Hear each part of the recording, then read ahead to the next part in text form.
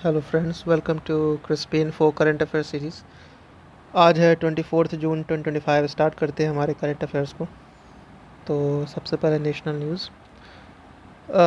News में union minister Bhupender Yadav announces centre of excellence at WII Sakon to tackle human wildlife conflict using AI driven solutions and rapid response mechanisms amid rising tiger and elephant attacks in Maharashtra, Odisha and UP।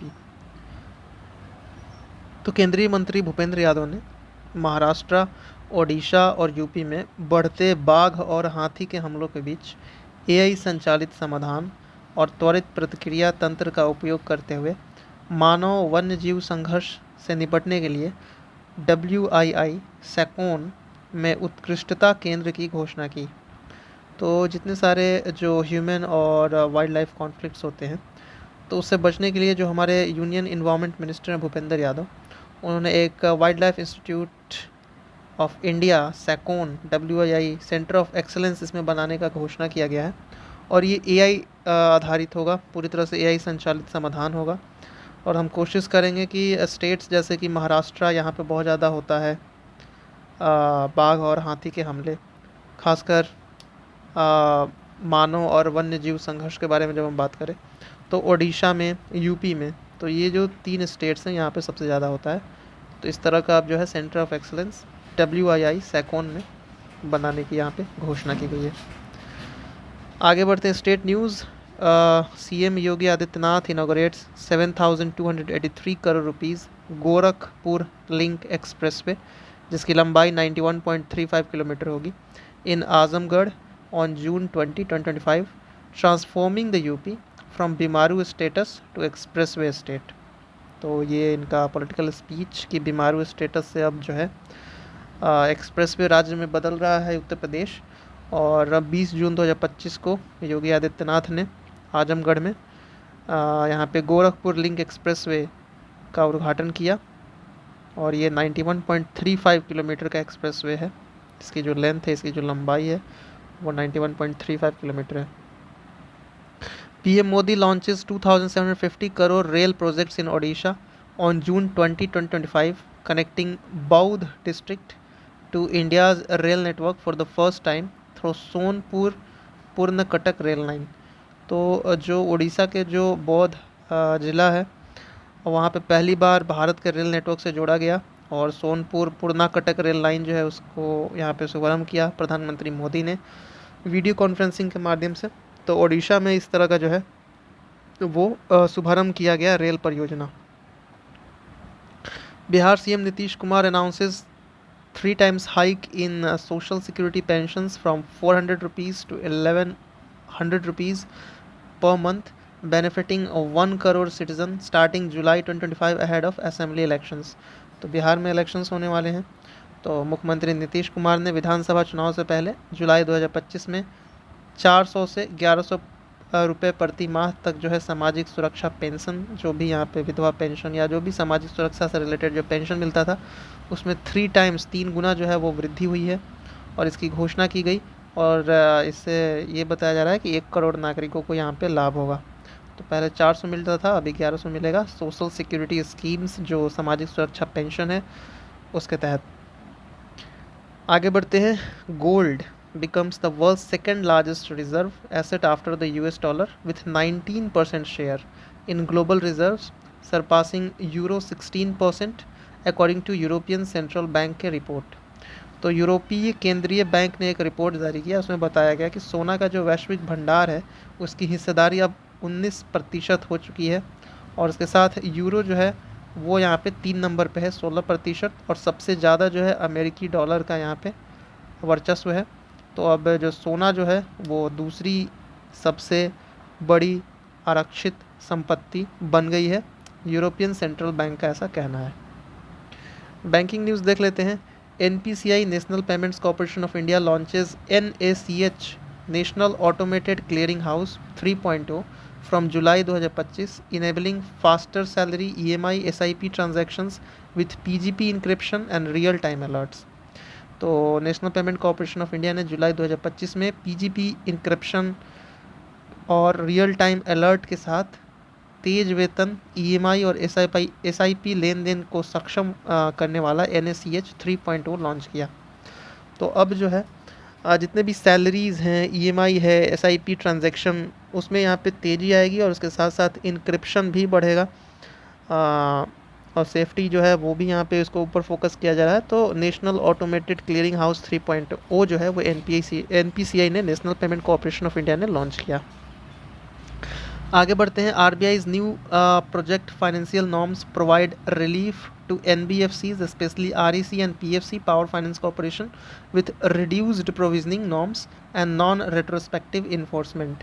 तो RBI ने एक नया परियोजना वित्त मानदंड, कम प्रावधान मानदंडों और गैर पूर्वव्यापी परिवर्तन के साथ विशेष रूप से REC और PFC NBFC को राहत प्रदान करते हैं। तो जो REC, PFC, NBFC है, इनको यहाँ पे बेनिफिट मिलेगा कि अब जो भी यहाँ पे जो लोन होते हैं या फिर जो भी फाइनेंस से रिलेटेड जो नॉर्म्स होते हैं उसमें यहाँ पर रिलैक्सेशन किया गया है, ताकि जो भी उनका जो क्लियरेंस हो वो जल्दी मिल सके। आगे बढ़ते हैं। India's net direct tax collection drops by 1.39% to 4.59 lakh crore in Q1 fiscal year 2025-26 due to slower advance tax growth and 58% rise in refunds.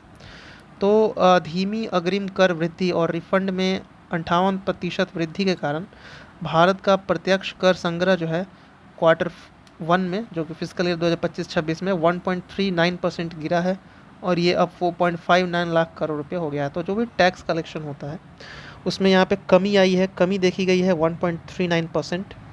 और ये जो डायरेक्ट टैक्स है उसके बारे में बात किया जा रहा है, जो भी इनकम टैक्स वगैरह होता है, तो इसमें यहाँ पे कमी आई है क्योंकि बहुत ज़्यादा रिफ़ंड्स जो हैं वो भी यहाँ पे, जो आप इनकम टैक्स रिटर्न करते हैं तो उसमें बहुत सारे रिफ़ंड्स भी आप ले सकते हैं, तो उसमें 58% की वृद्धि हुई है, जिसकी वजह से टोटल जो टैक्स कलेक्शन होता है, जो हम टैक्स कलेक्ट करते हैं, भारत सरकार जो टैक्स कलेक्ट करती है, तो उसमें यहाँ पे कमी आई है।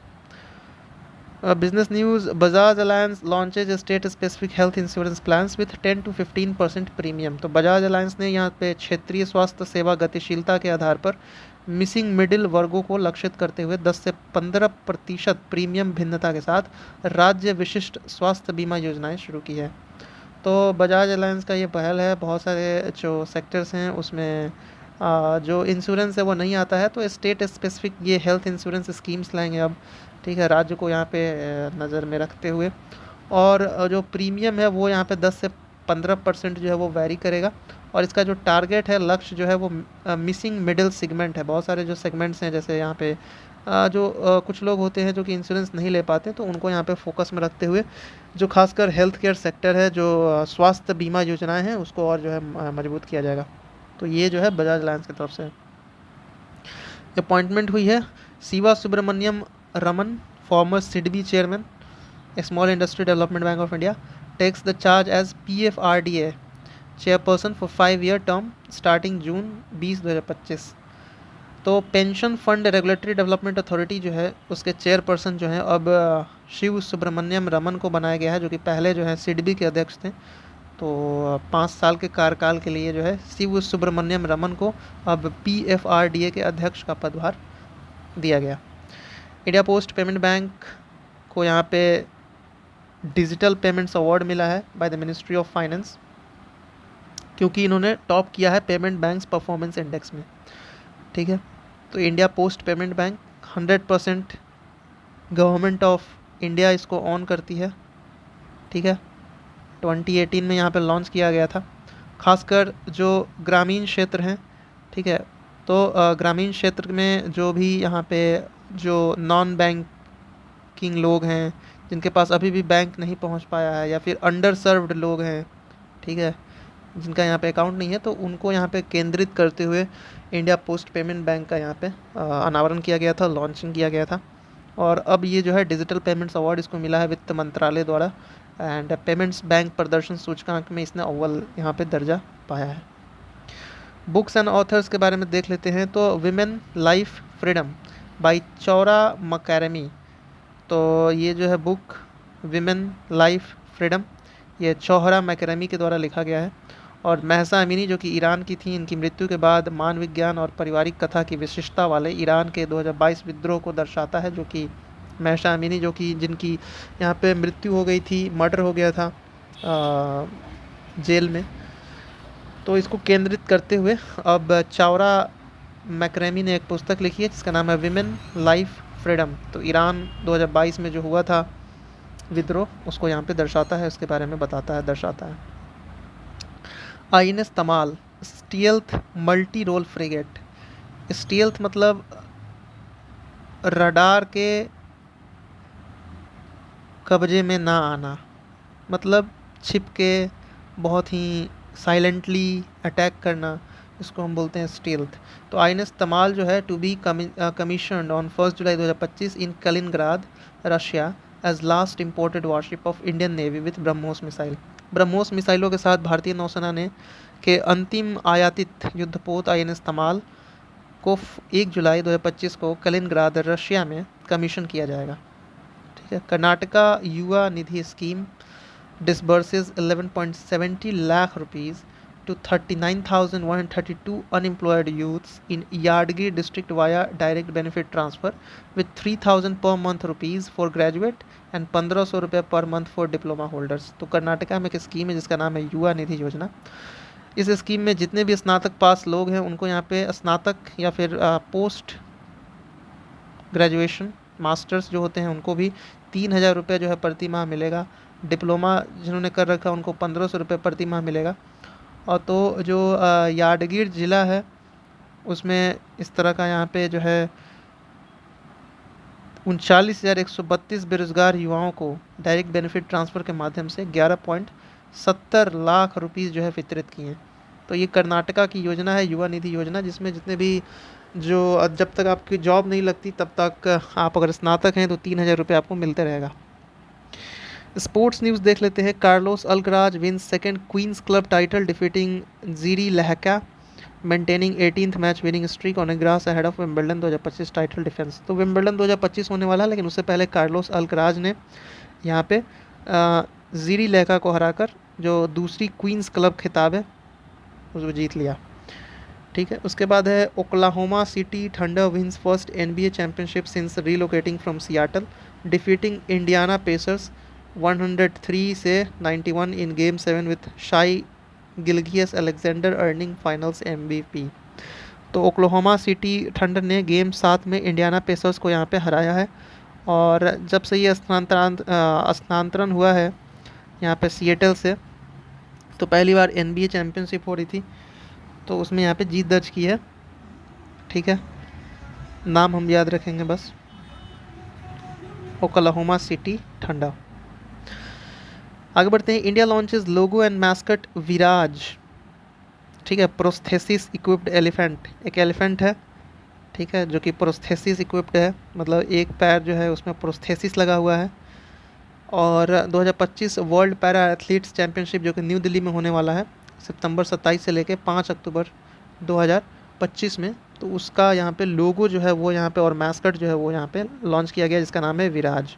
तो world para athletics championship new Delhi का मैस्कट विराज, जो कि एक एलिफेंट है प्रोस्थेसिस इक्विप्ड। ठीक है। आगे बढ़ते हैं। Jasprit Bumrah becomes the first Asian bowler to claim 150 test wickets in SENA country.